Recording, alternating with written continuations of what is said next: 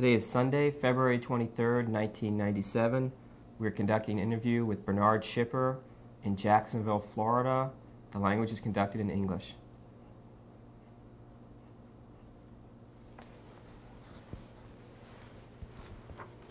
Can you please state your name and spell it for us?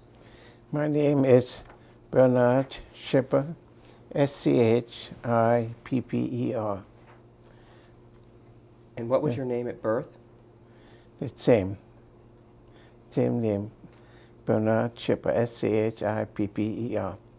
And where were you born? I was born in Braunschweig, Germany, B-R-A-U-N-S-C-H-W-E-I-G. And what year were you born? I was born in September 21st, 1919. And how old are you now? I'm 77 now. Can you please tell me the names of your parents? My father's name was Abraham Schipper, and my mother's name was Rosa Schipper. And she lived in Germany since 1915, probably. I don't know, but that's what I gather. Originally, they were born in Poland, and they came to Germany in 1915. They got married in 1918. What did your father do? My father had a store, a clothing store, and dry goods store. And my mother helped in the store, not at the beginning, but later on she helped in the store. Was your father active in the town? No, he was not active in the town, no. Did you have any uncles or aunts that you can remember? Yeah, I have quite a few aunts and uncles. I remember their names, but most that I remember were the aunts and the uncles who lived in the same town. One was Simon Rechtschaffen, and his wife was Adele Rechtschaffen, and the other one was Max Schipper, and Fanny Schipper was his wife, and there was another one, Silver, Max Silver, and Ida Silver. They lived in the same town. Then there was some relatives who lived in Magdeburg. That was Anna Talker, and she was married. I don't know the husband's name. And there was also Sprung, who lived near Berlin. And then there were two more brothers in Poland. One was Nachum, and the other one was Arje. And there was another sister who lived in Berlin. It was Regina, Rosina.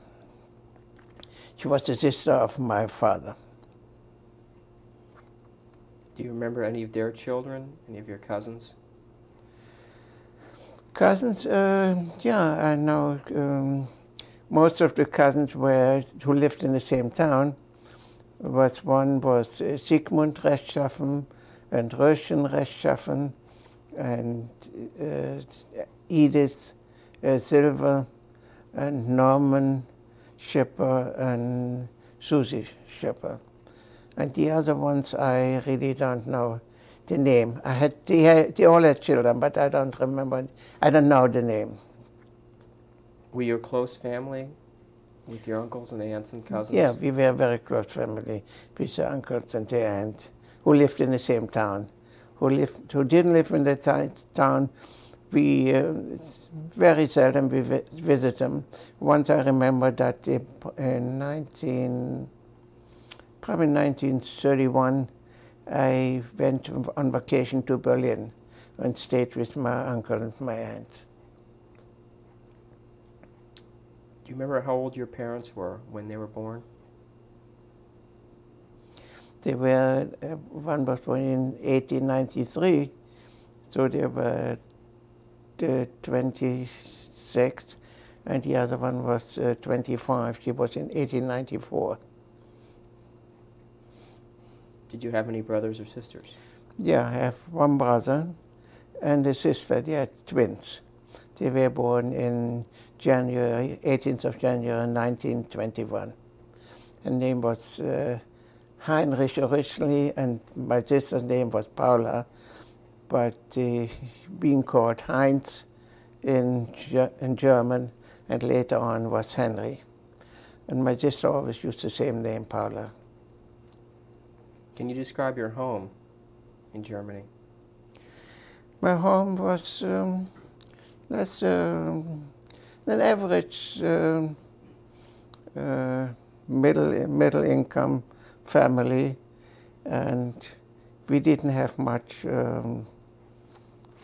not much contact with the social contact with the other people in town. Mostly the Eastern European Jews, they stuck together, and with the German Jews, there was not much contact. Only when we, let's say, had a religious school, we had to go there twice a week for religious instruction, that we met our people. The same, let's say, people who were in the same class in regular school had to go twice a week to Hebrew school, because there was a religious instruction at the school, but on account that we were Jewish, we didn't have to attend it. But we had to go twice a week to Hebrew school. Speaking of school, can you describe the schools that you went to from kindergarten up? I went to kindergarten, and I don't remember how long I stayed. I didn't like it too much. Then about 6, I went to public school. And there was one, first I went a year to a school, was called Pestalozzi School, that was named after a German educator. And then the next year I went to school, was close to our home, and it was about across the street, but there was a river in between, and we had to go around over a bridge to get to the school. And actually from school, I don't remember too much. Only I know there was one teacher, he called me Ship, Ship, Hurrah. That's the only thing what I remember from school. Then about when I was 10 years old, I took the entrance examination to the Reformatory Gymnasium. It was a higher education where we learned French, Latin, and other physics and science and geography. And in that school we stayed, I stayed till 1935. One thing I want to say is that one year I was the first in my class, and my something else.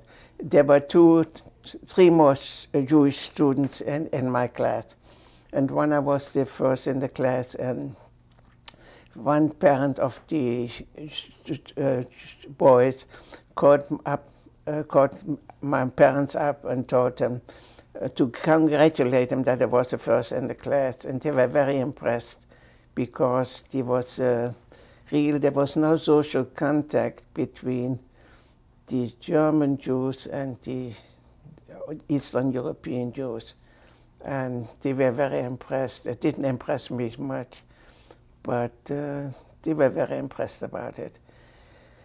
Now I stayed there till 1935, but let me just give you an idea of the atmosphere in the town.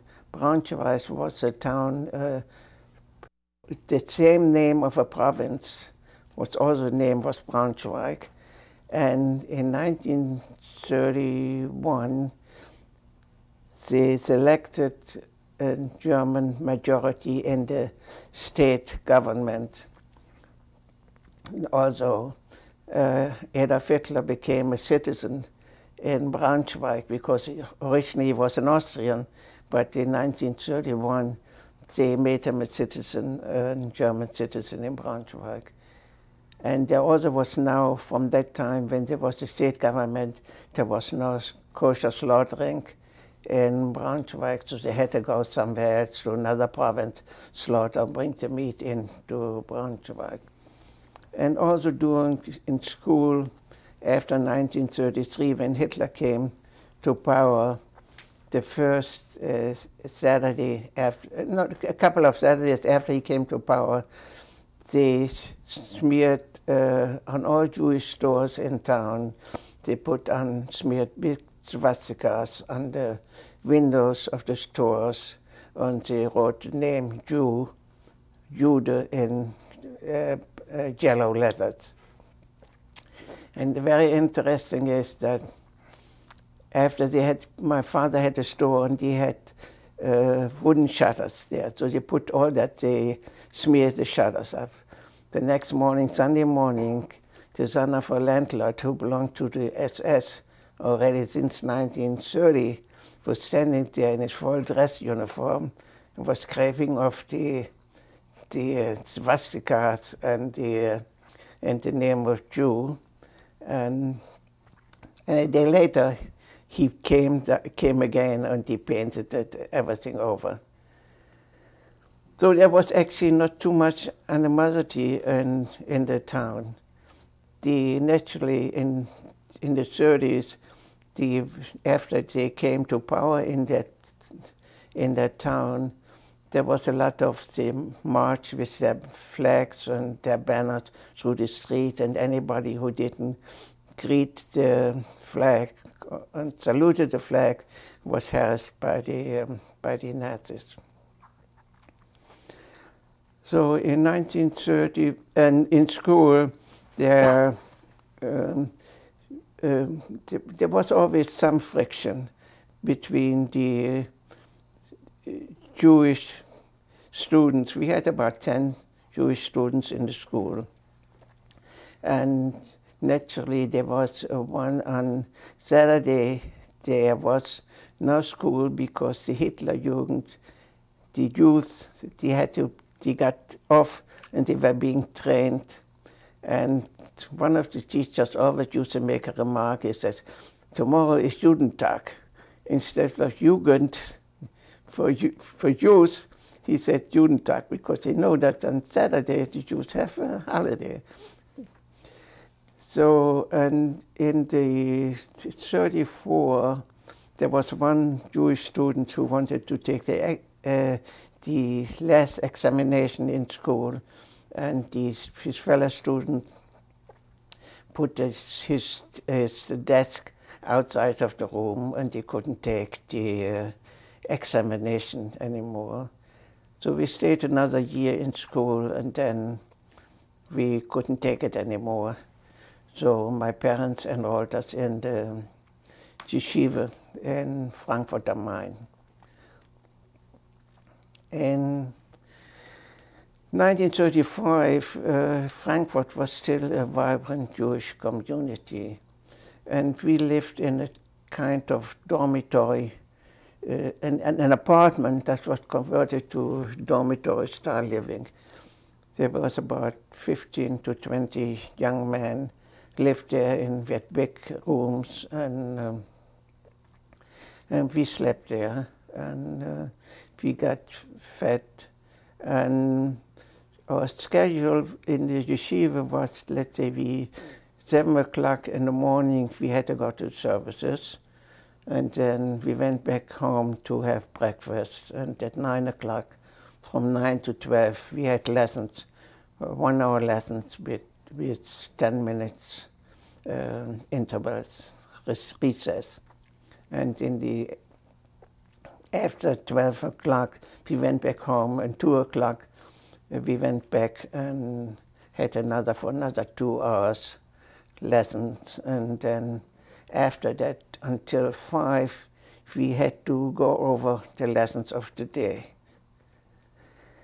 And on Friday, every Friday, there were the rabbis of the yeshiva. They were sitting on a long table in front of that, and each class had to come with their teacher, come before them, and he questioned them about the topic, what you learned during the week, and the teacher had to ask the student what they learned, and then the other rabbis who were sitting there asked them also questions about the same topic, and they had to be answered.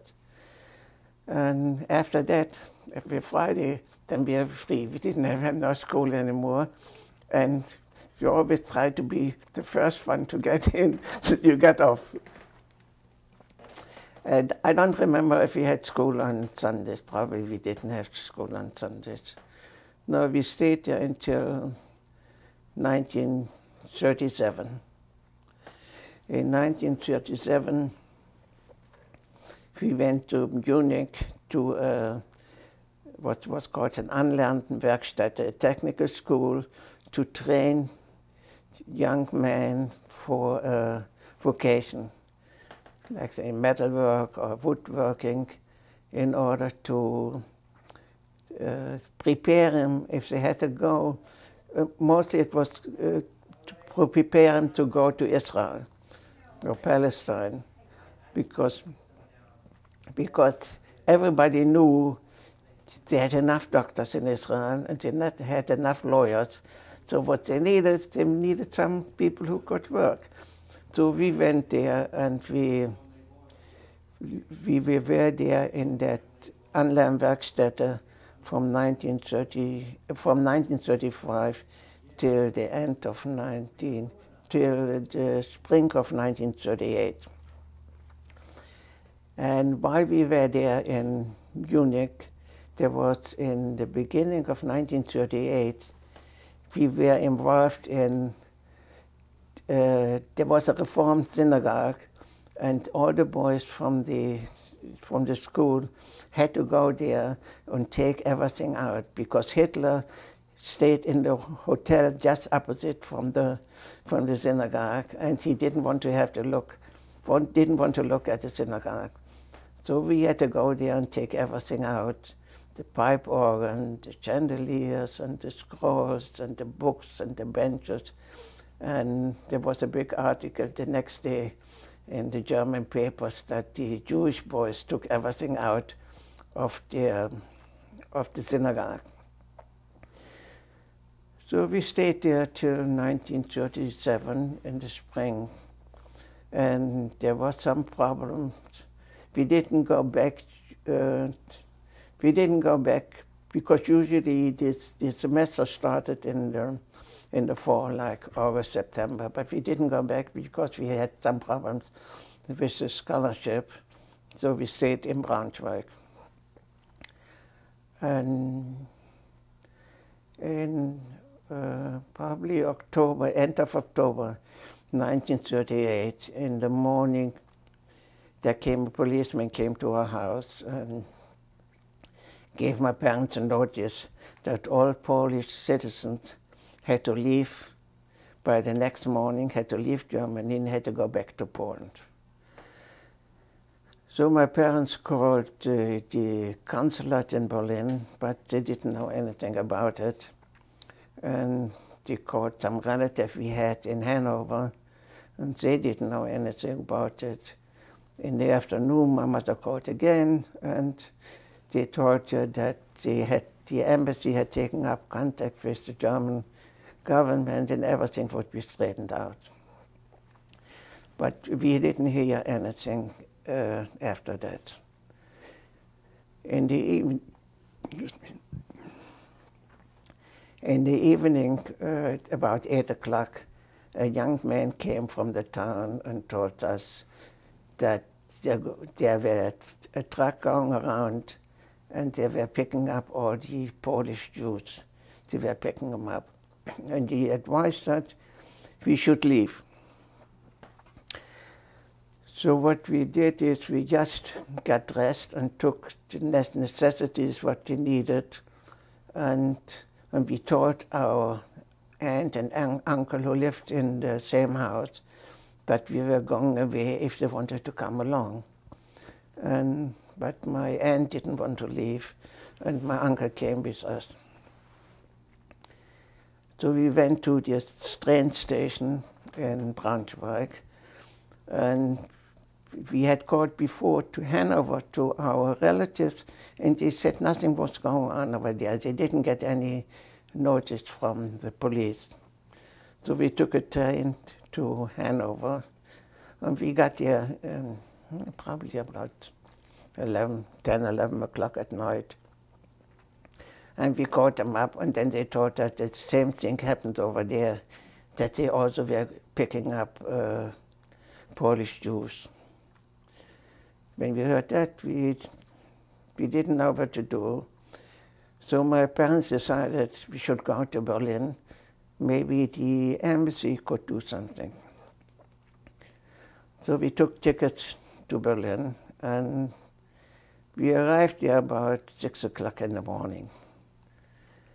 By the time we got to the Jewish section in Berlin, we saw the same thing what happened before, what we heard happened in Hanover, that they were picking up all the Polish Jews and sending them back to the border.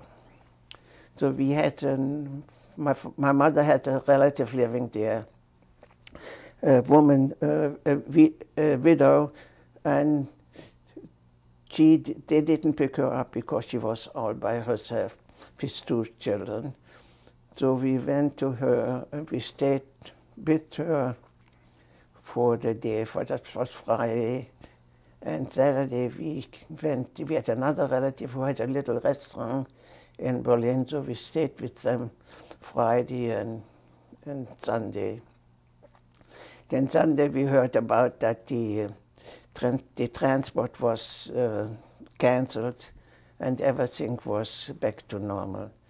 So my brother and I and my mother, my sister at that time was already an Hachsterat somewhere else in Germany, also from the Zionist organization. And over there they didn't do anything because they didn't know that she was there. So we went back to Braunschweig, and when we came back on Monday, we saw the apartment was a seal on there that nobody could go in there. So my brother and I had to go to the police department, to the main headquarters, and to ask if we could break the seal and could get back into the apartment. And when we got there, we met the son-in-law of our landlord, and he asked us what we wanted. And we told him that was a seal on the apartment door, and that we wanted to get back in. So he said that, okay, I bring you to the man in charge. And he brought us there, and they questioned us, and they asked how come that you're here. And we told them that we tried to get to the border, but by the time we got to the border, that the border was closed and the thing was cancelled. So we got the keys back, and we got back into the house, and we stayed there. My father didn't come back because my father was trying to get some exit visa somewhere, because now it was evident, I mean it was already before, but now it was more evident that you had to leave Germany. So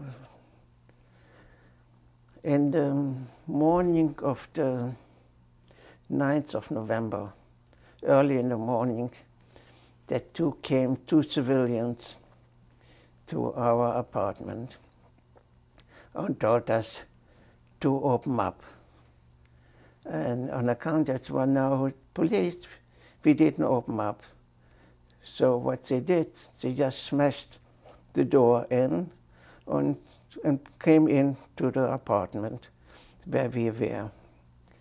And they asked where my father was, and we told him my father wasn't here, he was in Berlin. So I had to go with them to the Gestapo headquarters. And on the way from our house to the Gestapo headquarters, I saw a policeman a German policeman. And I walked over to him and said to him, I'm a Polish citizen. I don't know how these people can tell me where to go, to take me somewhere. And so the Gestapo tried to push the policeman away, but the policeman said, he's under my custody and I take him to the police station in our neighborhood. And that's what he did. And from there, they called the Gestapo, and half an hour later, the car came, and they took me to the Gestapo headquarters in Braunschweig. So when I got there, I saw that they had on the table, they put me in a room, and they told me, stand up straight with your hands up, don't move. And I saw there were all different kinds of articles, prayer books and other things, laying on the floor and on the table. So I turned around and took a look. And when somebody saw that I did this, somebody came over and slapped me in the face and said, stand straight up, don't look around. So I was standing there maybe for another half an hour. And then they called me into a room and they questioned me, if you are a Polish citizen, what are you doing here? You should be back in Poland. So then I told them the same story, that we tried to get to the border, but we couldn't. The border was closed already, and that's why we came back here. So it was then about after another hour or so, they let me go home. And that was, in the meantime, in the early morning hours or at night, they had smashed all the windows of all the stores, all the Jewish stores. They had smashed the windows and plundered, took everything out what they could take out. I don't know if it's organized, was the Nazis, for other people too. And one was a big department. They had about 20, was on a corner store. It had about 20 or 25 windows, and all the glass windows were smashed in. And it happened to other stores or two. So then we knew that that was the beginning of the Holocaust. And about a couple of days later, my father came back from Berlin, and they had told us when my father came back, he had to come to the Gestapo and had to get the keys from the store. So that's what he did, and he got the keys from the store, and they gave him a message that he had to leave. It was about time that he was leaving. When was this? That was in 1938, in maybe the 12th, 14th of November. It was after the Kristallnacht. So we're going to stop the tape now and continue with the next tape. Yeah, okay.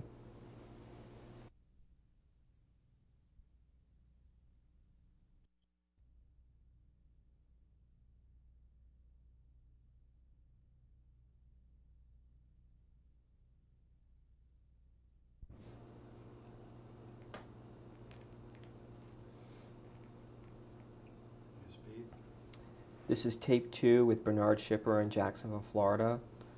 We were talking about some of the events that happened before the war. Can we take a step back and talk about some of your early childhood memories, such as some of the sports you used to play? Yeah. Usually when we came home, we only had school till 2 o'clock in the afternoon. When we went to grade school, we were home at 1 o'clock. But we went to the gymnasium, we came home at 2 o'clock. And when we came home, we had lunch. And we used to play soccer, we used to play around. We had some other Jewish friends who lived in the neighborhood, so we used to play in the street. We used to play soccer or other ball. And we didn't do our homework till late at night. The parents were always upset. But one thing is that we lived in an apartment downstairs, And my parents had another room. There were different parties living in it was an apartment building. And we had a room upstairs for ourselves, my brother and I. And next to it, there was an old lady who lived there. And at night, before we went to sleep, we told her, wake us up at 6 o'clock in the morning. So we used to knock at 6 o'clock in the morning. And we used to do, there was no electric light in the room, but we had candles. So we used to do a reading for school. We used to do in bed before we really got up. And our hobbies were, we did a lot of reading. We did reading, and at one time I remember my uncle had a junkyard, and he had a bicycle where the spokes came out or were broken. And so I bothered my father to give me money so I could buy some new ones, new spokes, and I tried to redo the wheel so I would have a bicycle. But it didn't work out because it was a very difficult job. But that's another thing. Also from when I was younger, I tried to repair things. Because my brother tells the story that one day I took a watch from my father, and that was working, and I locked myself up in the room for a whole day and didn't come out, and in the evening came out and the watch was broken. That was his version of but according to what I remember is the watch didn't work before. There was not so much harm done. Well, coming back to Munich is when we were in Munich, there was, we had to, every fourth Saturday, Friday night and Saturday, we had to eat with a family of the congregation because the congregation felt that we should have contact with the members of the congregation.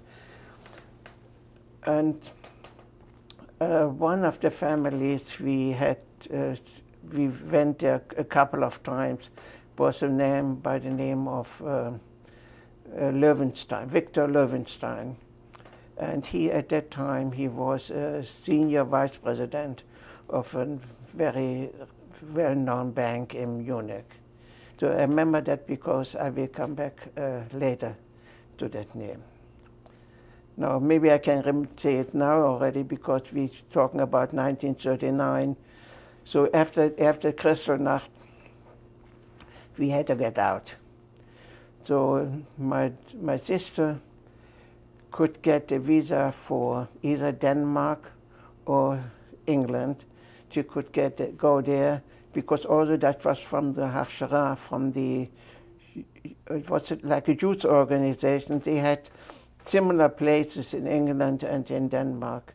And we wanted her to go to England, but she didn't want to know. She wanted to go to Denmark.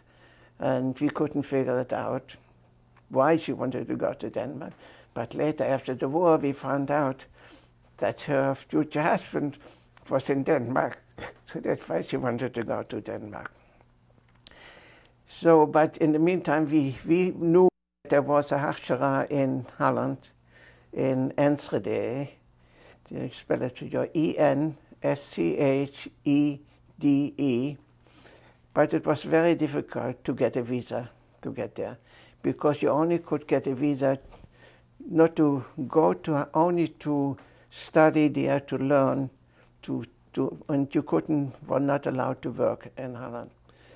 So, and this man, in the meantime, this Victor Löwenstein, probably couldn't work for the bank anymore, and they moved to Berlin, and he was in a position, prominent position, what you call Reichsbund der Juden in Deutschland. That was like what you call maybe, Camber's was Judenrat, something similar like that. So he was there, and he also was very prominent in the Aguda Yisrael, the Orthodox Jewish organization. So I was selected to go to Berlin. So I went to Berlin and I spoke to the man and I stayed in his house for a couple of days, but he couldn't give me a definite answer or if he could do something on that. But he said to me, we will hear from him and he will see what he can do. In the meantime, my sister got a visa to Denmark. She left for Denmark. And we were still in Germany, in Braunschweig. And about 3 or 4 weeks later, we got a letter that the visa was ready for us from my brother and me to go to Holland. And actually, that's what happened. Now, at that time, you couldn't take anything out of Germany. You could take out 10 mark and whatever else, your belongings, clothing, and so. Otherwise, you couldn't take anything out, no gold, no silver, and anything. Now, we had 2 big steamers where my brother and I, we packed our belongings, linens and clothing and suits and so. And they came from the customs. Somebody came to see when we packed the steamer. So they came and my mother packed it. And after she was finished putting all her stuff, she sealed the steamer, she did the lock of the steamer. And about a day before we were ready to leave to Holland, we pushed the pins out, the hinges in the back of the steamer, we pushed the pins out and we opened it up and we put some jewelry for my mother and some valuables into the thing, and we closed it up. And inasmuch as we left the next day, we were not too much afraid anymore. So the next day we left by train from Braunschweig to the Dutch border. We had to change trains, but it wasn't that bad. But before we got to the border, the SS came into the train and checked everybody out. And we had some loose change, and we were afraid to get into any trouble. So before we got to the border, we flushed the change through the toilet in the train, and just to be on the safe side. But everything went okay because we had a visa, and at the Dutch side there was no problem. And the next station on the Dutch side was Hengelo, Hengolo. We were packed up there for some boys from the Hashara. And some of these boys we knew already from before, because some of them were at the yeshiva in Frankfurt, and some of them were in Munich. So it was maybe about 3-4 miles from the Hashara. Was like a villa on top of a hill, and it was converted. It had a very big dining room on the first floor, and the kitchen, and another common room. And on the second floor there was a large room that we used for studying and for services, and there was a bathroom, and also there was 2 rooms for the leader of the Hashara and his wife. And on the third floor there were some small rooms for the girls who lived there, and they cooked and cleaned the house and did the laundry and everything. And we lived in a school about 10 minutes walk away. There was an empty school that belonged to the village where we lived, and it was not being used. The only time that's being used, there was one room that was used for church services on Sundays. So we had over there, we had 3 big rooms, school rooms, where we put in double beds. And so in the evening we had to go from the Hashara to to school, and that's where we slept. And they had washing facilities there, and it was quite comfortable, and really was nice when we got there, compared what we left in Germany. But in the meantime, we wrote to our parents, but they didn't have any way of getting out of Germany. So in the meantime, in order we had to do something, there was from the Dutch government, they were retraining unemployed people. So my brother and I, we were enrolled into this course where they taught us welding and other metalworking techniques. And after about 5 or 6 weeks, maybe 3 months, somebody from the Hachara. The Hachara was actually the boys, but there was a board that oversaw the workings of the Hachara. And there were 2 men who came every Sunday, came and checked the books and checked if everything from the community. And there was one was a textile, had a big textile company, and he came also out to check if everything was okay. So through them, we got a job in a metalworking factory where they made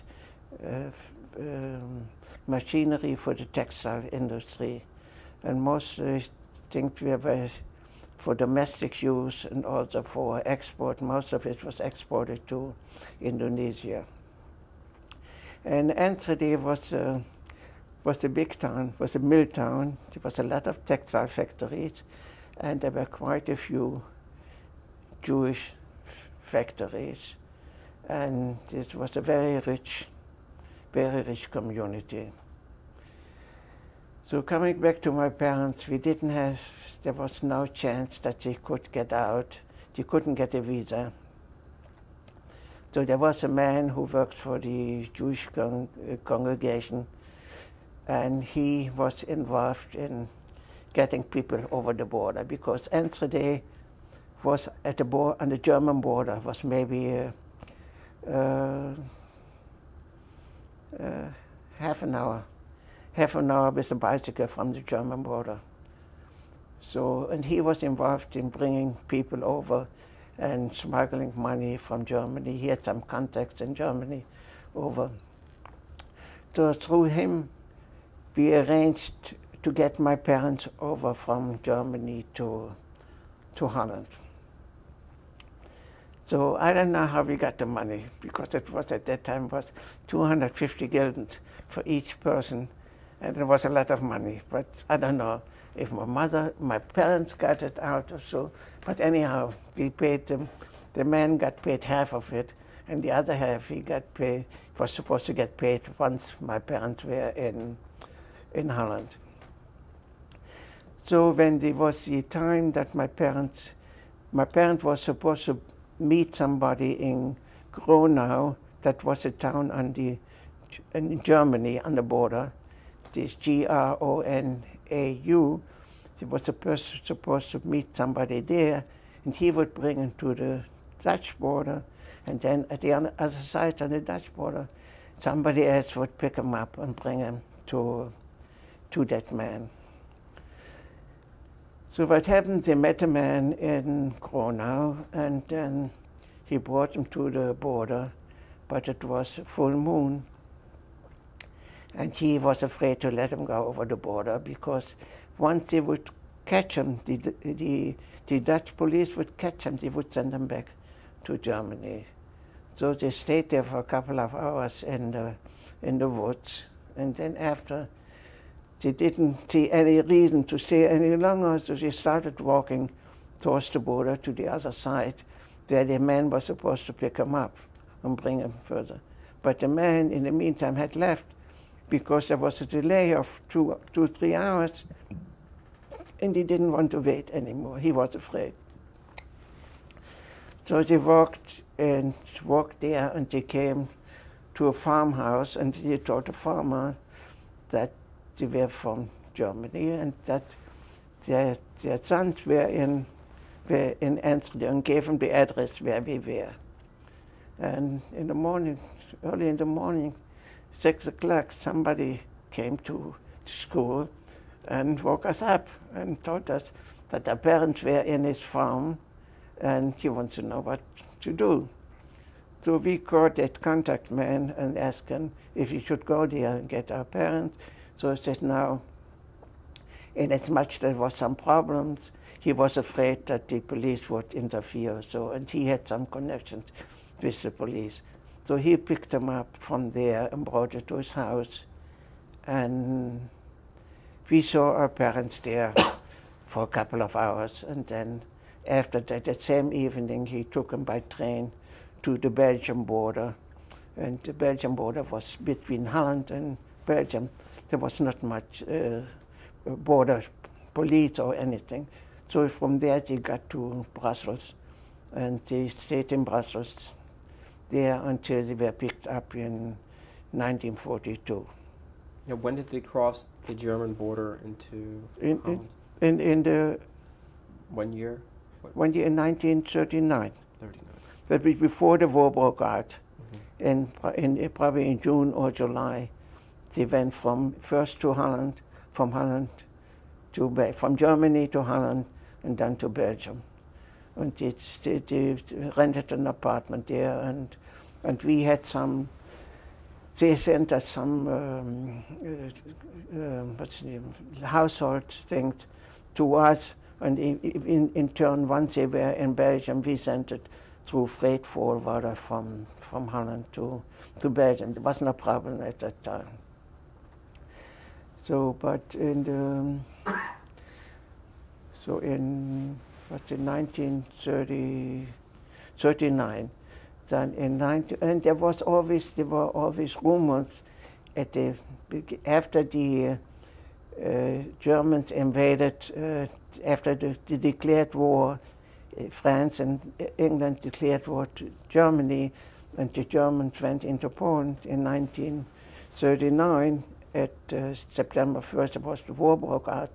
After they bombed Warsaw and they went into Poland, there were rumors that the Germans were going to invade Holland and the other lowlands, Belgium and so.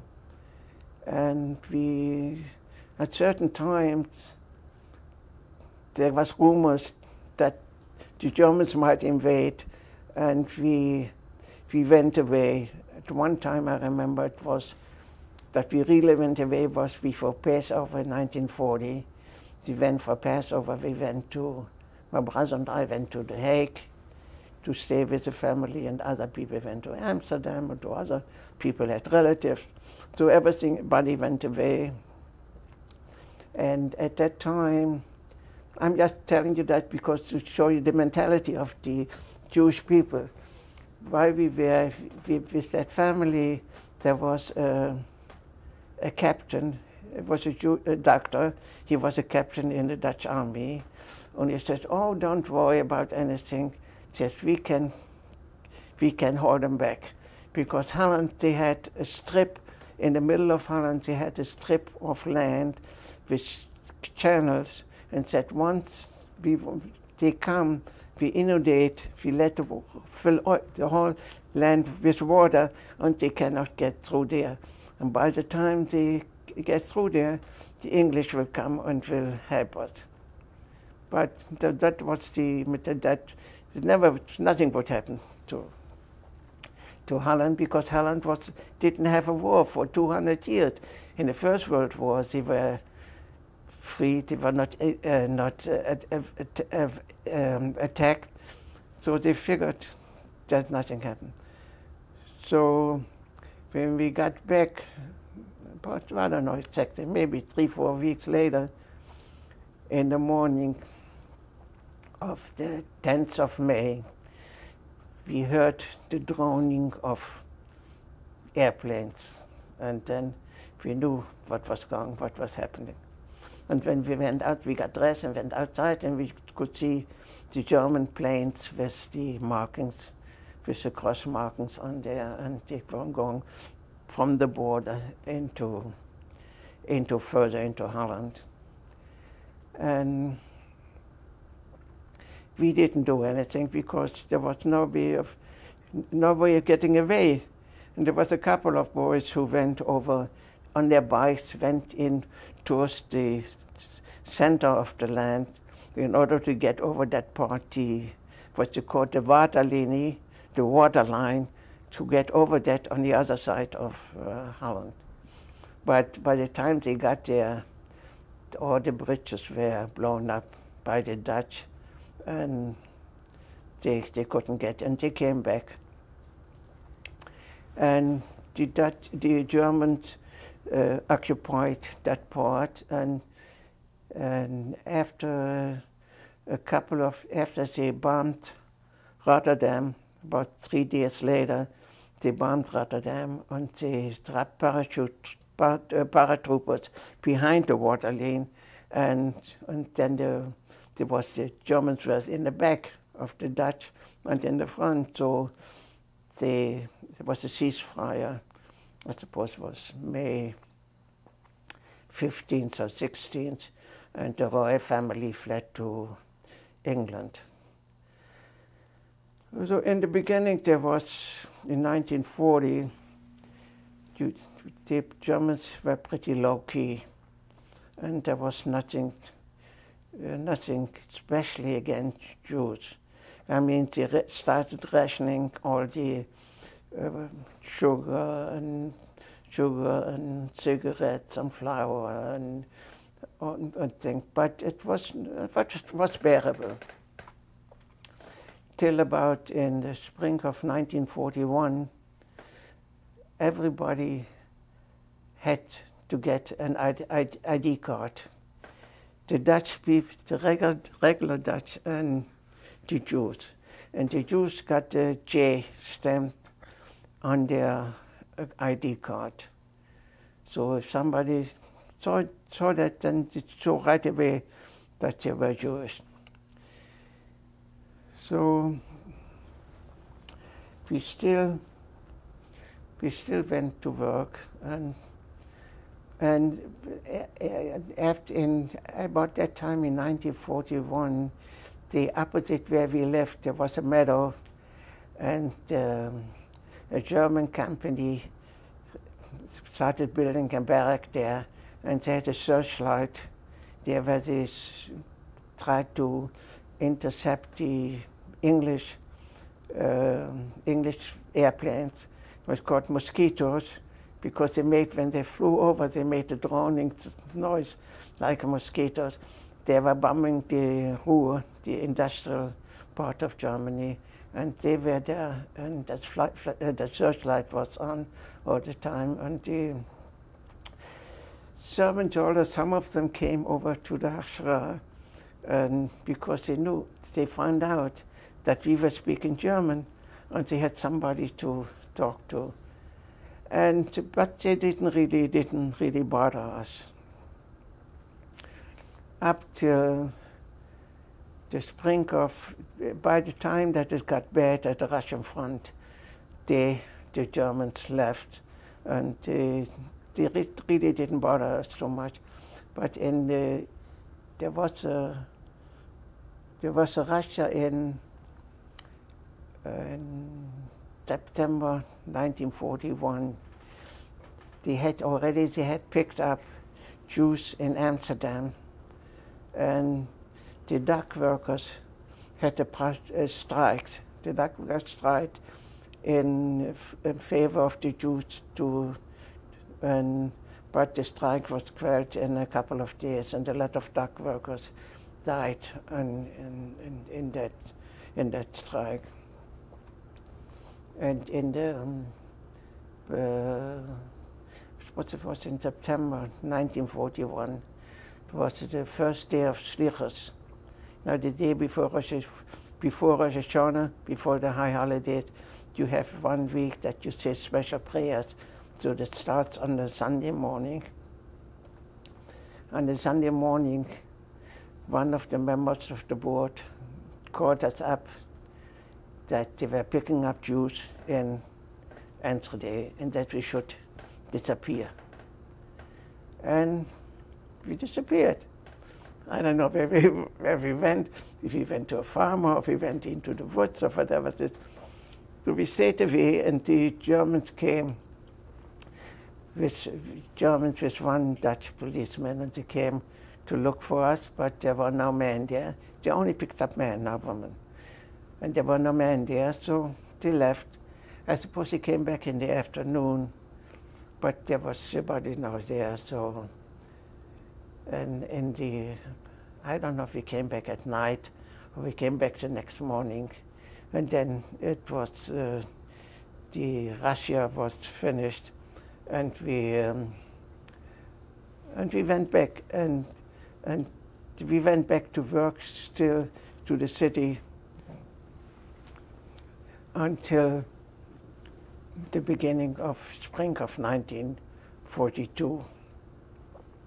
Then in the meantime, they had like a governor, they had Seyss-Inquart, he was an Austrian. He was installed as a governor over Holland, and he was in charge of that. And in spring of 1942, we had to wear a star, a yellow star, with name Jod in there, J-O-O-D. You know, that's strange that in the European languages, every start with a J. Juif in French, Jod, Dutch, Jude in German.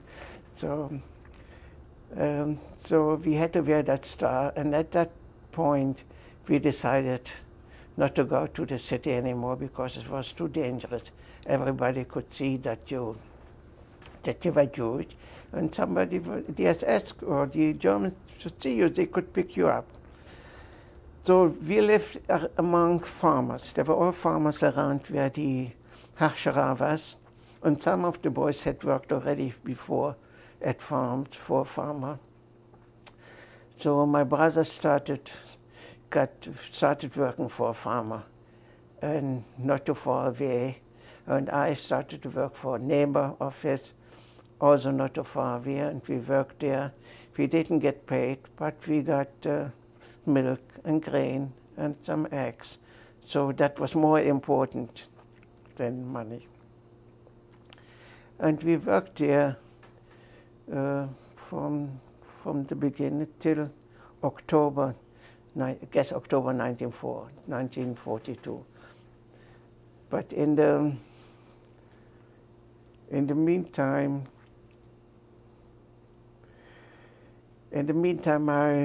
there were people already getting notices, men getting notices that they had to report to the police to go to a work camp. And my brother spoke to the farmer and told him that people were getting notices to go to the work camp. And after a couple of weeks or so, and my brother said he didn't know what we were going to do, if we're going to the work camp or whatever we were going to do. So the farmer said to him, don't go. Whenever you get a notice, you can come to me. I will put you up, and your brother too. Okay, we're going to stop the tape now, and we'll continue with the next one.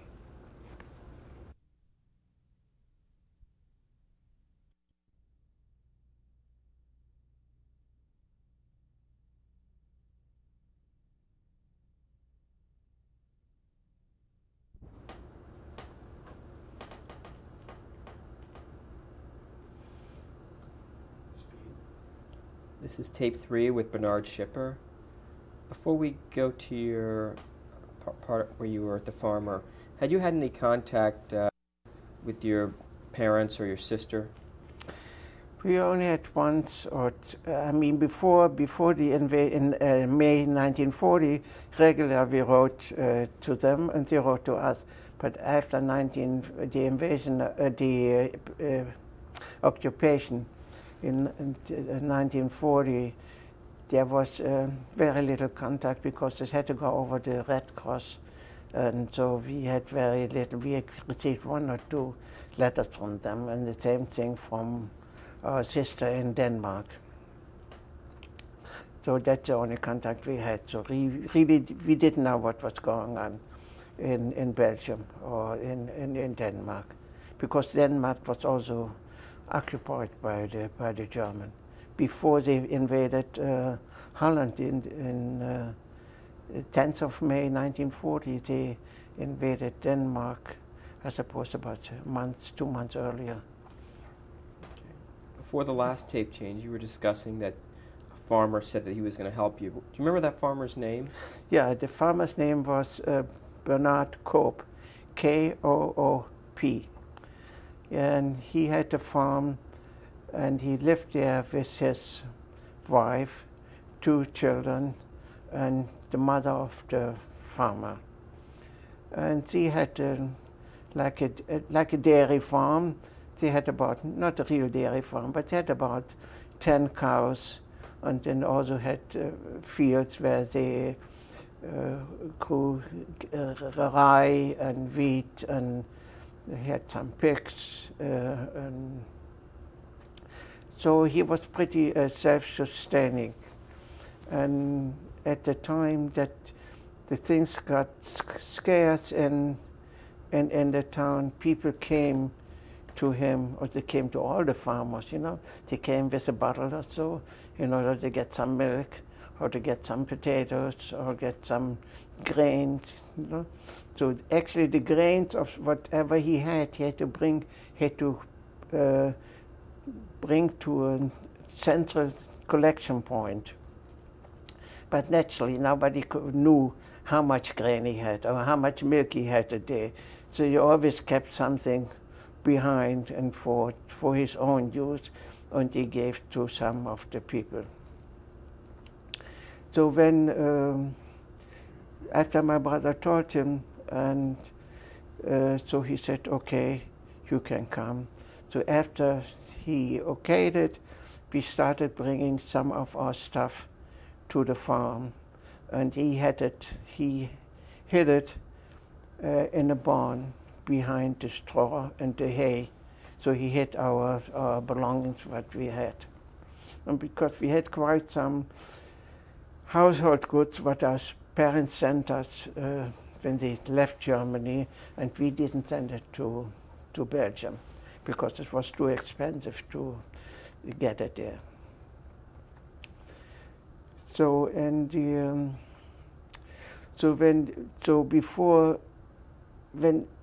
I don't know if we did it before or after. Probably we did before already. We asked him where we could stay, and he told my brother there was a burnt out the farmhouse. There was an old farmhouse that was burnt down. And there was just one part was standing there. It was one room, and that what he used for storage, for potatoes and other stuff, or for some tools. He used it as storage. On top of the room there was an attic, and he said we could stay in the attic, stay there. The attic was, I don't know how we get the stuff up. We had some beds up there and some other stuff. I don't know how we got it up, because later on we just had in one corner of the attic, in the ceiling, we had about an opening of about 1.5 square, and that we could open, cut out with the cover, and that was cut out, and we could open that up. So in the meantime, before it really was urgent, we brought all our stuff to him, and we also started in one corner of the attic. We started building, separating, making like a little room. So we had 2 beds there, and we had wooden box as a table. We didn't have any chairs. And we also had a contraption that we used that you could use for heating. There's a certain, what you call carbide. If you mix it with, if you put water on it, it's developed acetylene. So we had a contraption where we could put the carbide in and little drops of water, and that would make a gas, acetylene, and we use that for warming some stuff up and also for lightning. And also in that one little room that we cordoned off, it was mostly from cardboard and some tar paper, because the attic was all the slats. There were big spaces between the slats, because nobody used it anymore. It wasn't used. So that was it. And when we got the notice that we had to go to work camp, my brother told him that, and then he said, okay, you come and you stay there. So what we did, we had make a ladder we had made from cord that we could let down. We anchored it on top of the attic and let it down so we could get into the attic, and after we were up there, we pulled it up. And that also we used because during the week we had to get rid of some refuse, and so we used that and get down at night. And we had to get water, because next to that old farmhouse there was a pump that was used for the cattle to get them water. So we used that at night. We had to go down there and get some water, and brought it upstairs where we had a big pot from my parents where we stored the water in there. And every morning at 8 o'clock, so we settled more or less, we settled in there.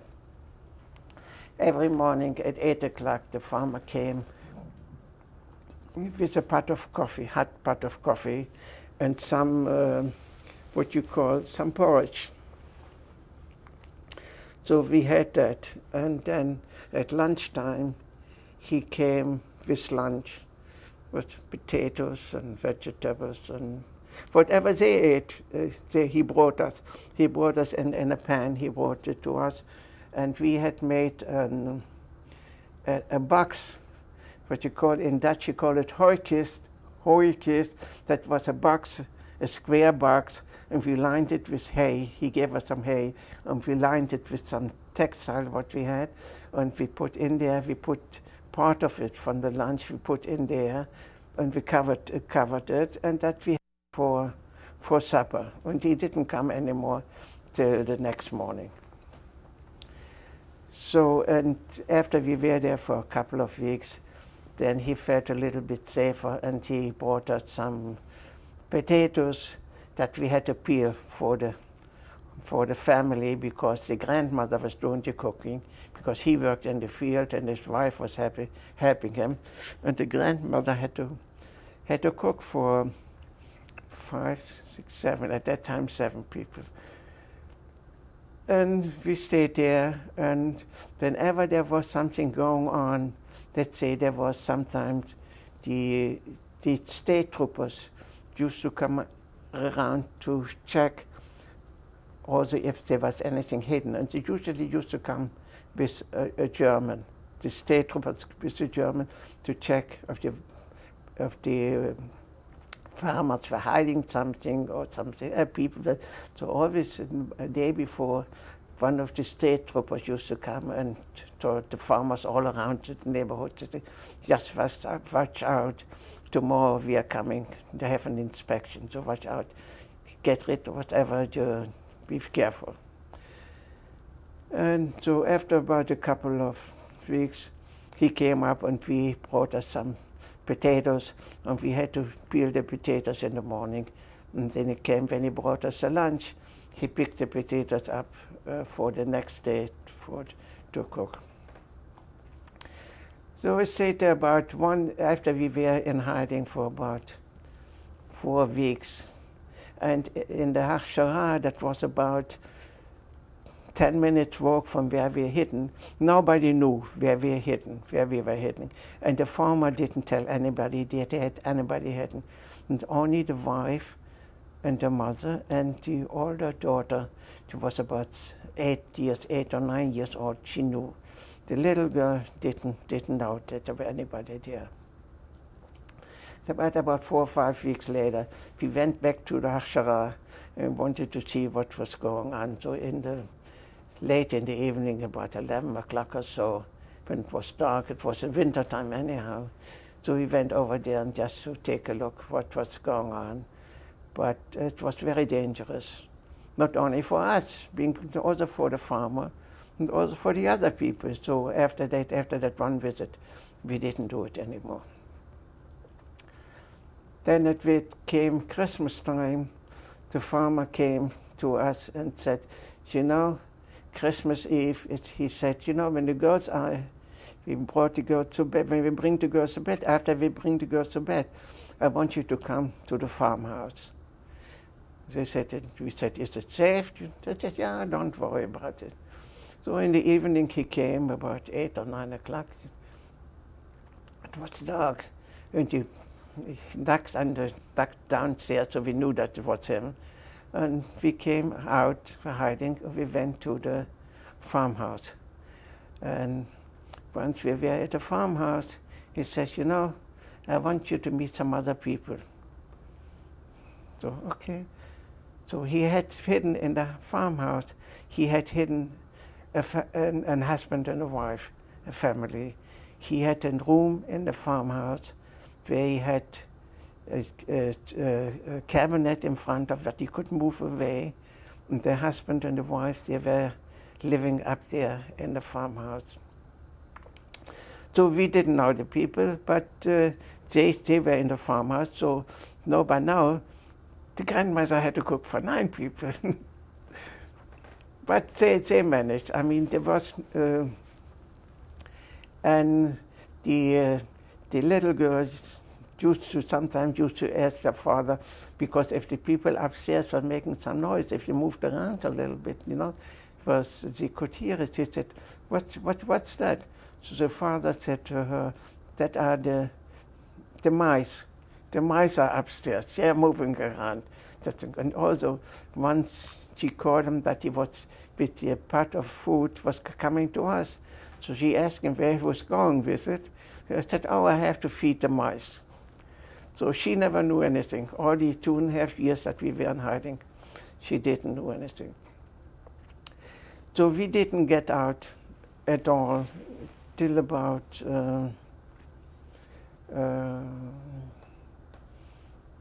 after 1944.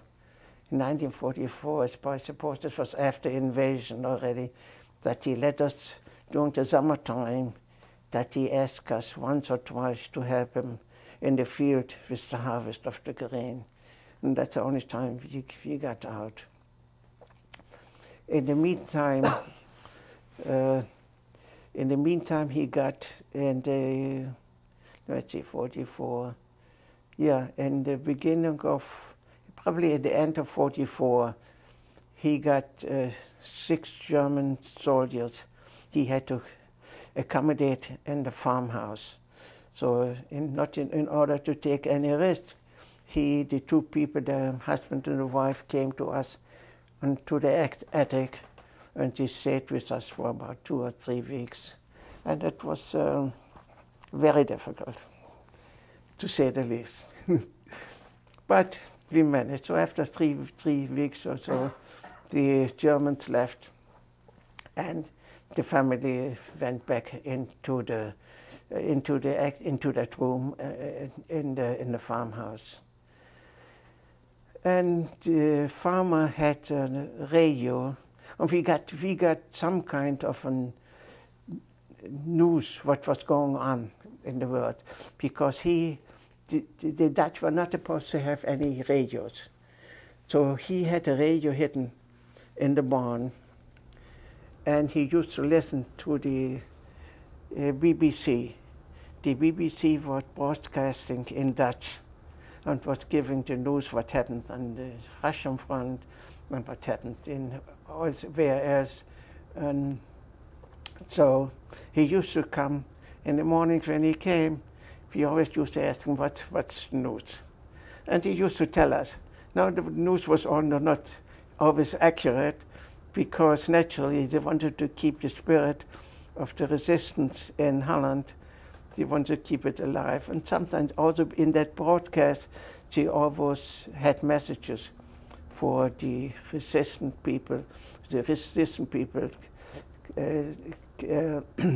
had flyers, pilots that were shut down. You know, they had them and how to get them back to England or wherever they come back. So we heard some what was going on in Normandy, and we also heard what was going on the Russian front. And then in the end of '44, after the invasion, the English and the Polish troops came to on the Rhine.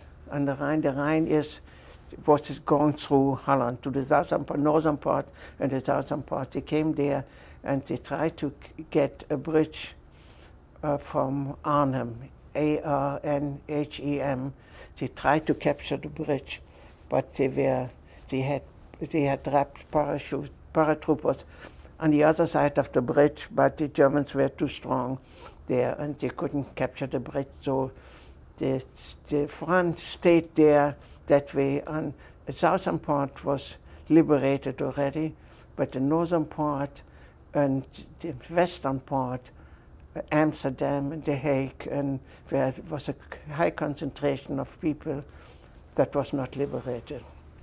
So, and then it started getting very bad because the Germans took all the food away, and there was difficult to get anything.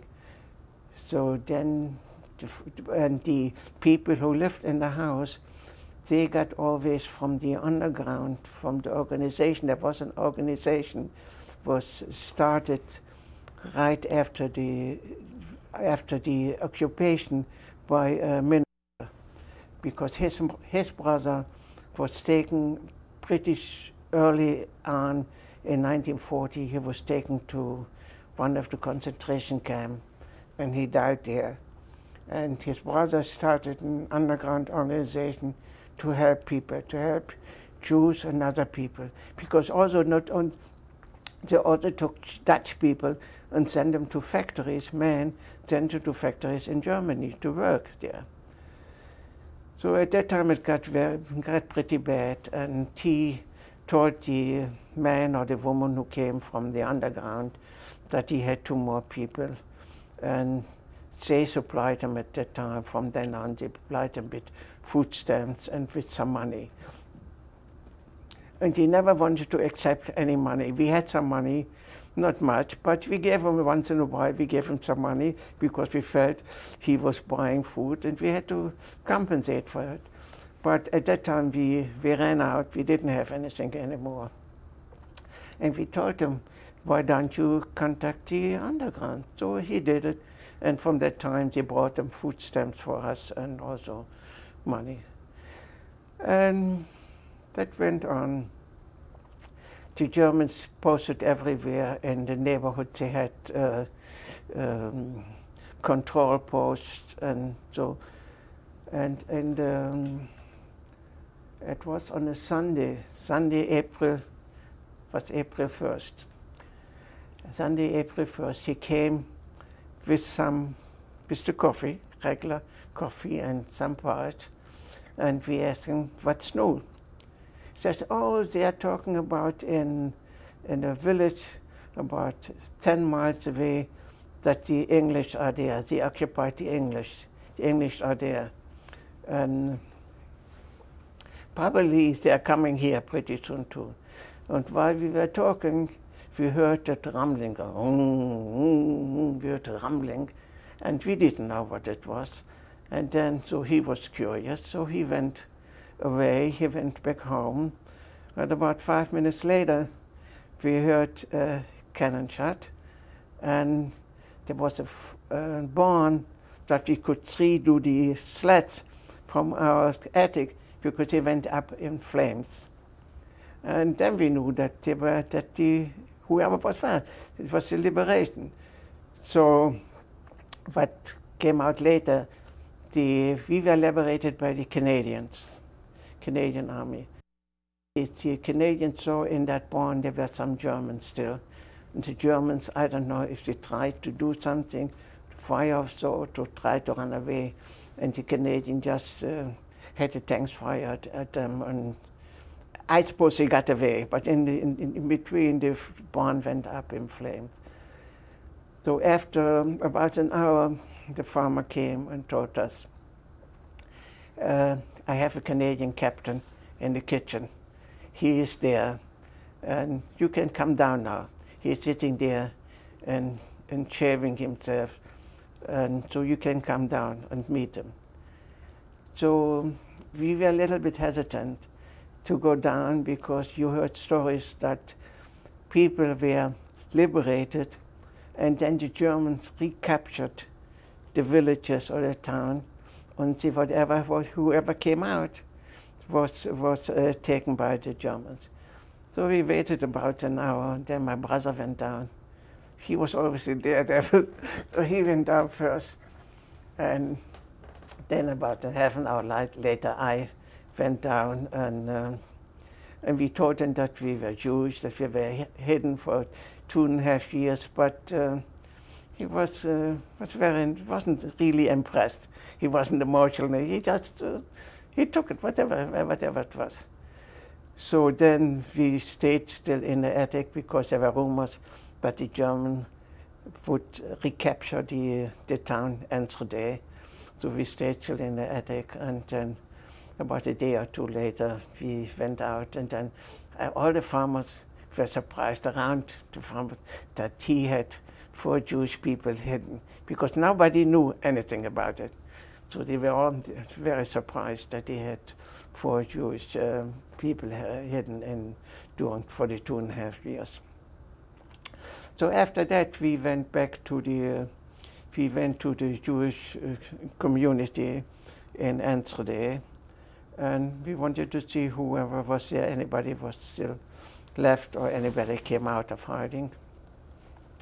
And then after about, we stayed with the farmers. We met 1 or 2 people we knew who were hidden in Enschede. In Enschede, a lot of people were hidden through this organization, either in the town itself or outside around it, by farmers in different villages around it. So we stayed with the farmer another 3 or 4 weeks. And we helped him there with the harvest, whatever he had to do. And after that, we figured we went back to the community, and then it was a little bit more organized. And then they had some facilities. Let's say there were houses that were not bombed out. Enschede was bombed by the English. There were some houses that were not bombed, were intact, and there was Jewish people. There was a villa for a woman. She had, I don't know how many rooms she had in that house. And the Germans were in there before, but after that the Germans cleared out. It was divided up into different rooms. People had took it to Carla, my future wife. She got a room there and a living room for her and for, at that time was only 1 daughter, and my brother and I got a room on the 3rd floor, but she got a room with the provision that she had to cook for us. I mean, not getting paid, but we had to supply that, but she had to cook for us. And there was another couple, and the woman was not very handy in the kitchen, so we ate together for a certain time, and then later on, only my brother and I were eating together with Carla. And in the meantime, she got 1 daughter back, and then she got the other daughter back about a couple of months later, because it was difficult to go from one part of Holland to another part. And so she hitchhiked on the back of a motorcycle, but eventually they got their kids back. And from then we probably got some assistance from the Jewish community, because we didn't have any money either from the Jewish community or in conjunction with the Dutch government, that they paid us. We got every week some money. And then after about, maybe about a month or two, I got a job in a factory, a metalworking factory that belonged to a Jewish man, but during the war it was had been taken over by a non-Jew. You know, the Jews, the German wanted him to do something to produce, and when he came back out of hiding, so he took his factory back. It was not a big factory; it was about five, six people who worked there. So I worked there, and after I don't know, maybe a month or two, we lived in that villa. We got a house in the town through the city. You know, they allocated lodging for people, so there was a house available. So we got a house where we moved into. My brother and I got a room upstairs, and we had a dining room and a living room, kitchen, and so. And the kids had a room there, and so we lived there till about. In the meantime, my brother, in 1946, must be my brother, went to Amsterdam because he wanted to get a job over there, and because when we were in the Anlage, we learned drafting, and so he wanted to see if he could get a job there as a draftsman. So he went to Amsterdam, and he worked there in Amsterdam and stayed there till 1946 and 47. We got married, and he went in 47. After we got married in 47, he went to the United States. He got an affidavit from my uncle. He was single, and he got an affidavit from my uncle, and he came here to the States. And he was living first in Newark, and had a similar job somewhere in a factory where he was as a draftsman. And I stayed in Enschede and worked there till about 1950, in that same place. And then somebody had a little factory in Amsterdam, and he asked me if I would consider moving to Amsterdam and be in charge of the factory. They were making some, I don't know what you call it, to put it in the clothes. Women put the to perspiration that it didn't go onto the clothes. He was making them. He was buying materials from the factories, from these mills, and he brought them to Amsterdam, and had 5, 6 girls working there on the machines, and I was in charge there to work with him. And he came in once a week or once every 2 weeks and came to just seeing if the orders went out and everything was okay. So we're going to stop the tape now. Continue. Okay.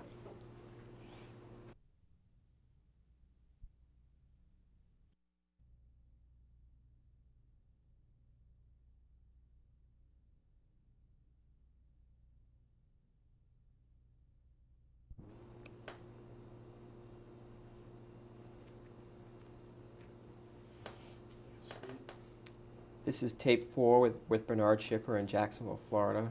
Bernard, you were telling us about some of your experiences before the war. While you were in hiding, what did you and your brother do to occupy your time?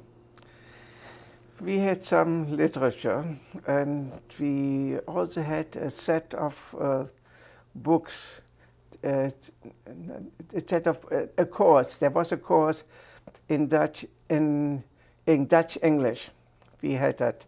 I don't know how we got it, But we took it with us, and we also had some English books and some Dutch books that we read, and one thing I remembered was Master of Ballantrae from Richard Louis Stevenson, and we read it from the front to the back again and over. And my brother had an English-German dictionary, and he had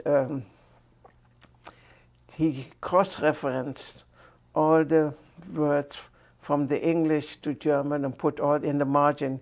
He put the similar meanings on there, and the same thing he did from the others, from the German and the English, whatever he could find. So we spent our time with that, and then we didn't have much time. We only had daylight because at night we couldn't do much, because first of all, very seldom that we used the light, because there should be no light going on out of the place. And also the Dutch had to cover all their windows, because on account that the English, the pilot should be no light, that they could in order to not to bomb the town. So that we only had the daylight time, and sometimes we were just looking out, just you know. But that's what we did most of the time, reading and not too much talking. We did talk, but that's what we did, reading for the books we had, and that's what it is.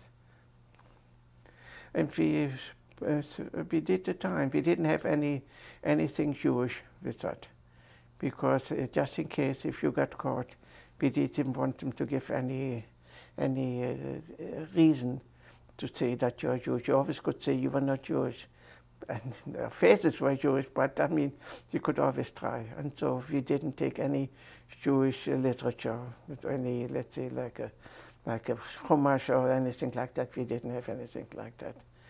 So that's what we did during, and then what we did, we peeled the potatoes. That was a pastime.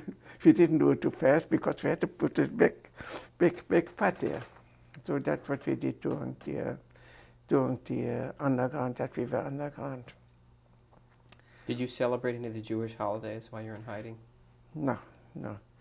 We knew approximately, in the beginning, we knew approximately what the Jewish holiday were, but we didn't celebrate. I don't know if we had children with us. I really don't remember. We must have, but I don't remember. I don't remember if we had children in the Siddur with us. I really don't remember. We must have had it, and we probably had it hidden away after we used it.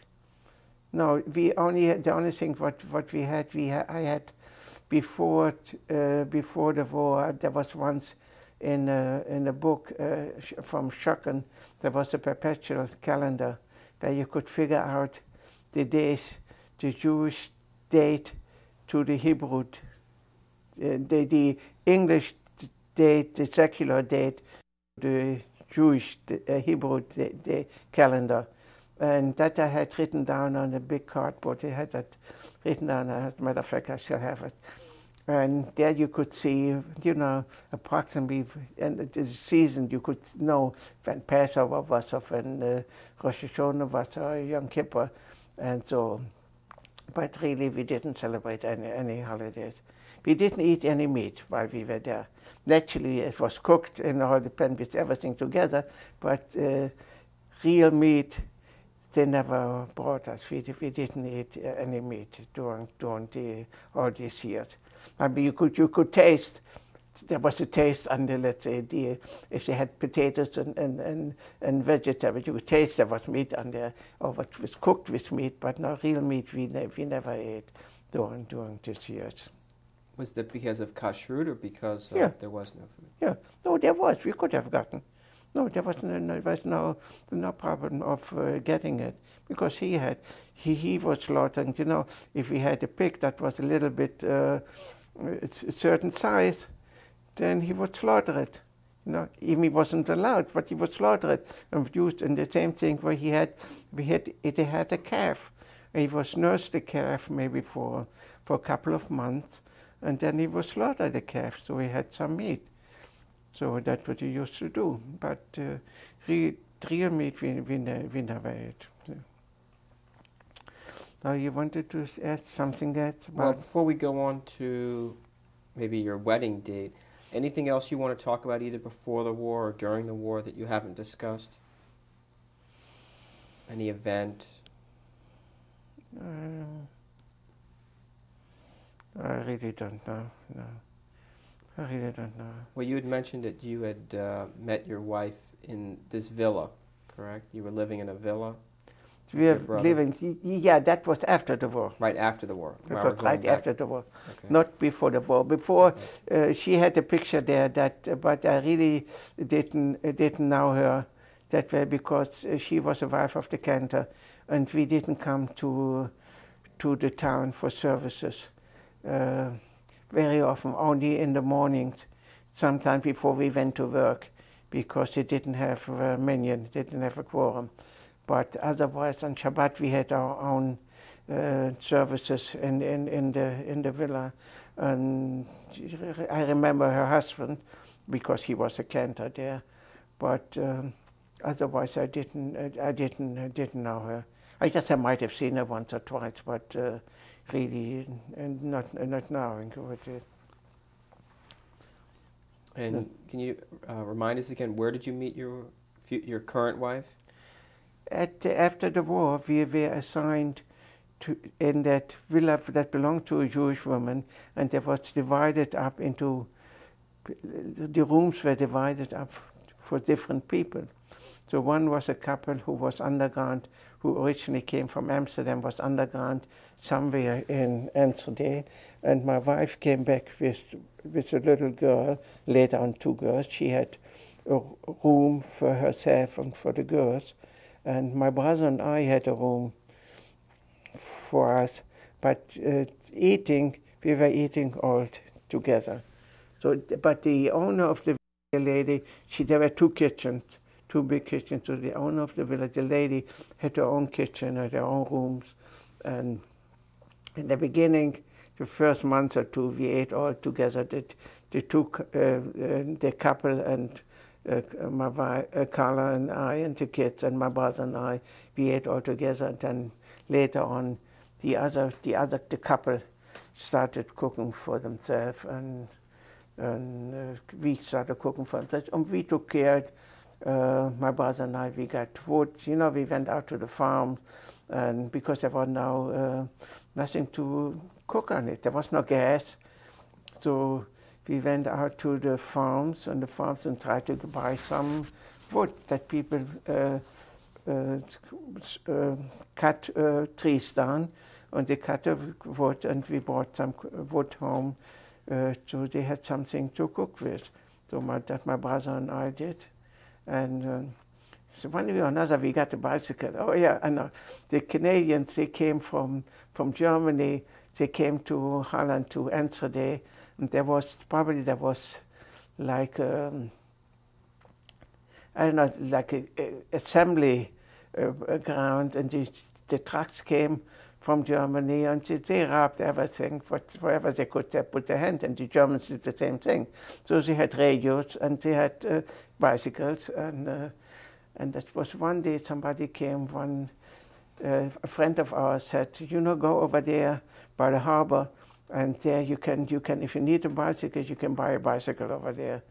So my brother went there and he bought a bicycle, and then, so when we came home, he said, so the next thing, he said, we have to get a bicycle for you, for Carla. So we had to get another bicycle. So she said, why you need another bicycle for? She said, you have to have a bicycle too. So then we got her a bicycle, and everything was done on a bicycle. The main transportation was a bicycle. You did everything on a bicycle. So. And how about when and where were you married? We were married in Utrecht, Utrecht,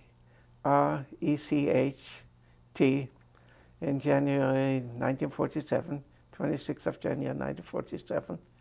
And there was Carla's uncle was there with his wife. They had oh no, we didn't have. There was another couple of people who had they did some catering in their house. So they arranged it that they had the catering had prepared a dinner for close friends of ours, and family really wasn't there. About 10, 15 people there. Carlos had some cousins and some friends from Assen who came back, and actually we didn't have any. Only my brother was there, so we had a very small wedding. There was a rabbi there who gave the Kedushin, and then what's it now? There was one thing is, we got married on a Sunday, but in Holland you cannot get married if you don't have a license. You have to be married first on a secular from City Hall. So we had to Friday before we got married, we had to go to City Hall and we had a license and had to get the official secular married. So what the custom was, we always gave out cigars once we were finished. So we were halfway to the city, or kind of walking, just, oh, I forgot all about the cigars. So I had to run back and come back, and I caught up with her before we got there. And we got there with the cigars. So that's the way we got married, and we came back right Sunday evening. We came back from Utrecht, and we came to the house where we lived in Enschede. And my brother at that time, he lived already in Amsterdam. And you had mentioned your brother was at the wedding. What had happened to your parents and sister? After the war, my brother went probably a couple of months later. He went to Brussels to see if there was anything, and he met some people who were neighbors from my parents. And my father was picked up somewhere at the fall of 1942 while he was going to the synagogue to services, was picked up by the Germans. He did Russia, he just picked anybody who had a son, they picked him up. My mother was picked up a couple of months, a month or two later. She stayed with these people. She was there visiting, and they said she shouldn't go home, she should stay with them. So, but she said no, she didn't feel like she was going home. And then she went home, and then she was picked up also by the Germans. My sister, who lived in Denmark, I suppose you know that the Danish, after the Germans captured Denmark, and I suppose it was in 1942, that they tried to deport Jews, take Jews from Denmark to Auschwitz or to concentration camp. The Danish people arranged ships, sailboats, and fishing boats transferring, ferrying from Denmark to Sweden. So that way she got on, she got from Denmark, she got to Sweden, and they were in Stockholm. By that time they were married already. And they stayed in Stockholm, and my brother-in-law, he worked, or my sister worked probably too, I don't know. And in 1947, she went from Sweden, she went to Israel. And she went over there, she went into a kibbutz. And after some time, they had a child, and the child was killed in the kibbutz by a truck who rolled back and went over the boy, and so they left the kibbutz and they lived in Haifa. So my brother-in-law got a job by in Israel, like in Holland too. postal services includes everything, telephone, telegraph, and and post, mail.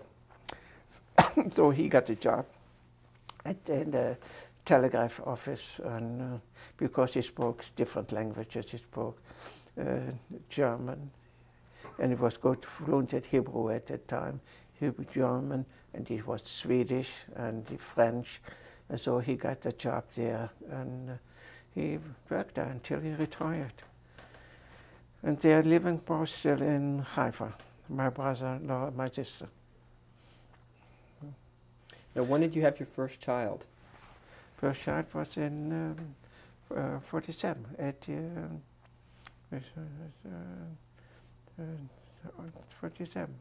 August 47. And your child's name? Yeah, Ruth. Right. Yeah. Okay. And when did you come to the United States?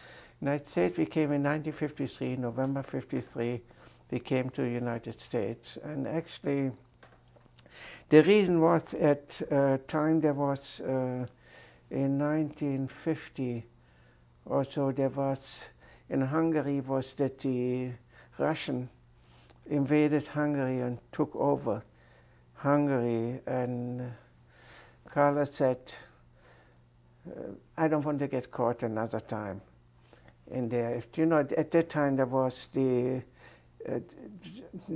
people were afraid that Russia would take over Germany, and the same what Hitler did, so they were afraid that, that the Russian would do too. And so she said, I don't want to get caught another time. So, and in the meantime, my brother was here already, and he started out after he worked, he was a collector, a bill collector, and then he was bill collecting for an appliance store, and there were two guys who didn't want to, they had some problems. So my brother, I suppose he worked with them together first, and then he bought the two guys out. And I had an uncle here who came to the States in 1939 from Israel. He went from Germany to Israel, and he couldn't make ends meet over there. And he went from Israel, he went here to the States, and he had money. So he could show that he had enough money to support himself. So he came here and he lived in Newark, and so we wrote him to send us an affidavit. And my uncle he wanted to send an affidavit for me, that I could come first and then bring over the kids. And so I said, no, I'm not going to do that. And then I was bluffing, so my brother told me, do you know what you tell him? Tell him, write him a letter that if you could take all your money out of Holland, you don't need his affidavit. So I wrote him that letter, and my brother also sent us an affidavit, and so we got a visa from the consulate here, from the immigration services. And so we came in November 11, 1953. We came here to the United States. And that was our first experience with the union, with the Teamsters, because it was Armistice Day, and we could only get our hand luggage, but we had in the cabin. We could get out because my brother had a station wagon. I wanted to get our boxes out and so, but the Teamster didn't work on Armistice Day, so they couldn't take it out. So we had to get a forwarder who took it out and a couple of days later and brought it to, put it in storage. An apartment. Once we were here, after a week, we found an apartment in Washington Heights, and so we got settled there. And the same week, about a week after I was a week in the country, I got a job in New York City, working for American Business Machines on Lower Broadway, and as a technician, because that's what I did in Holland. Maybe I missed that part. in Holland. After I worked for that textile company, he couldn't manage anymore because it was a Korean War, and whatever he did, he gambled and he couldn't manage. He started stockpiling his stock because he figured it would get more expensive, but didn't work that way out.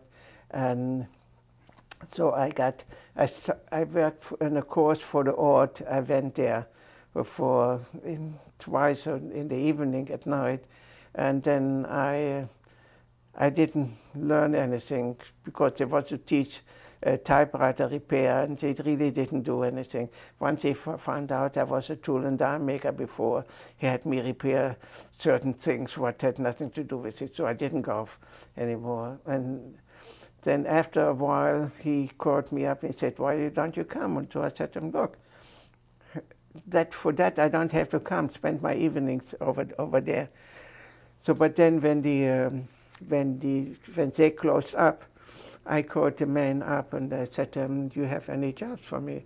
So he said, "Yeah, there's a company, Holland Systemen."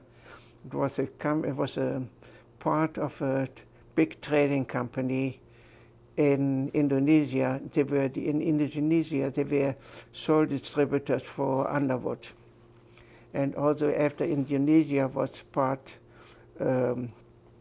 started to get self-sufficient, they started in Holland, they started the same thing. And there was a company was called Holland Systemen. In Holland also there were, after the German took all the machinery away and bookkeeping machines and so, and there was the postal, in Holland you have a postal savings bank, what is very big. You can go to post office to the window and buy, let's say, buy a stamp, and that way you could save. And they had a contract for all their machines, and they imported a lot of machines because their equipment was obsolete. And so I started working for that company till before we left, in 1953, from 1951 till 1952. I could gotten out probably before already, wait a minute, I worked there 53 and 51. I could gotten out already before, but when I applied for the job, the service manager told me, he said, "You know, I tell you, I'll be very honest with you." I said, upstairs, the service department was in the basement, and the officers were upstairs. They said, upstairs, he told me, "Don't hire any Jew, because once he knows what's going on, what we can do, he's going to leave you." So actually I could have gone to the States already a year before, but I felt, just to prove him wrong, I felt I should stay there. So I stayed there till probably September, October 1953. And in the meantime, I started as a technician, and became the service manager for it was different division, for the adding machine division. I was the service manager, and also I worked on, at that time I worked already on bookkeeping machines over there too. So when I came here, I went to a dealer and applied. So he says to me, "What do you know? What kind of machines do you know?" And the dealer here in the state, they handled all machines, not only one brand. They handled underwood, burrs, national cash register, everything. So I said to him, "I know underwood." So I said, "Yeah, but I don't have that much work, underwood." So one of the salesmen came in and he said, "Look, how much wrong can you get? You're paying $60 a week, so how much wrong can you go?" So he hired me, and my first experience here is when in Europe you used to say, here in the States everything has to go fast, fast, fast, fast. And I knew that in Holland, when we rebuilt machines, we took all the parts out of the machine, only the frame was that, all the other moving parts came out of the machine. So when I came here, and now I had time myself, I could tear a machine apart in about three-quarters of an hour and put it together in about 2 or 3 hours. So when I worked here the first day, so naturally I wanted to show what I could do. And so one man came over, I suppose, in the afternoon or the second day. He said, take it easy, take it easy. You make us look bad if you work so fast. So, but I worked there, and my boss was very nice. And so I worked there from 1953 to 1981 for 28 years. In the meantime, after 2 years, I became service manager. And I told my boss, look, I don't know all these machines. I don't know mailing machines, and I don't know addressing machines. I said, you have to get somebody else. He said, don't worry. I said, you will learn. So that happened. In 1981, the company went bankrupt because they were in the used business machines, and they used to buy at government auction surplus, and that was very cheap, and they did a lot of exporting and to South America and to Europe, used machines. And at that time, the market became saturated, and new machines came out, so they had a certain mentality. On a used machine, you could make maybe 500% profit. If you would buy a new machine and sell it, you could only make 33%, 33 profit margin. So they didn't go into much for that, and that was their demise, because the used market, people didn't buy anymore, and new machines came on the market, and then they went bankrupt. And then I started to work for myself, because as a service manager, I knew all the customers that we had, and I called the customers and tell them, if you need anything, I can get you everything what you need, because I know the resources where we bought machines. And so just started working for myself. And I don't know.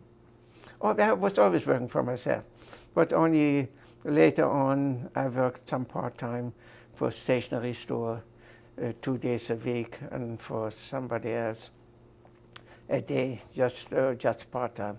But I still worked for myself. I had one customer, Check Cashing Corporation, who bought a lot of calculators, electronic calculators, and microfilm machines. And I had done that before when I was in the other jobs.